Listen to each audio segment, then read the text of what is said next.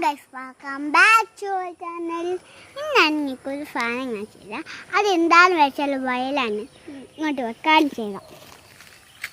കുറേ ഇവിടെയൊക്കെ പോകാനുണ്ട്. ഇവിടെ ഫുള്ളും വയലൊക്കെയാണ്.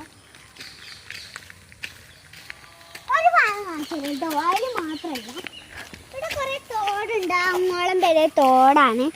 ഈ കുറേ മീനൊക്കെ ഉണ്ടാവും കേട്ടോ. കുറേ മീനാണ്.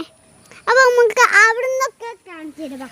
അവിടെയൊക്കെ മീനുകൾ ഉണ്ടാവും. ഞാൻ കാണിച്ചു തരാം. നിങ്ങൾക്ക് മീനിൽ പോകുന്നൊക്കെ ഞാൻ വീട്ടിൽ ഇട്ടാൽ നിങ്ങൾ നോക്കിയാൽ മതിയായില്ല. അതിൽ മീൻ ഞാൻ നീന്തി പോകുന്നൊക്കെ നിങ്ങൾക്ക് കാണാം.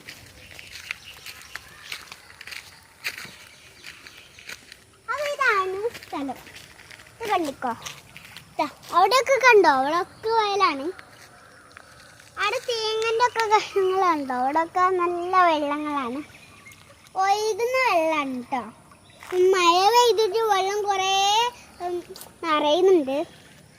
ഇതിലേക്ക് ഇറങ്ങിയാൽ കാലൊക്കെ ഇടുമ്പോൾ നല്ലൊരു തണുപ്പ് കിട്ടും. പക്ഷേ ഇതിൽ കുളിക്കരുത് എന്നാളൂ. നിറഞ്ഞിട്ടുണ്ടെങ്കിൽ കുളിക്കരുത്. നമുക്ക് ഇതിലേക്ക് കുളിക്കാം. ഇവിടെയൊക്കെ കാണിച്ചോ.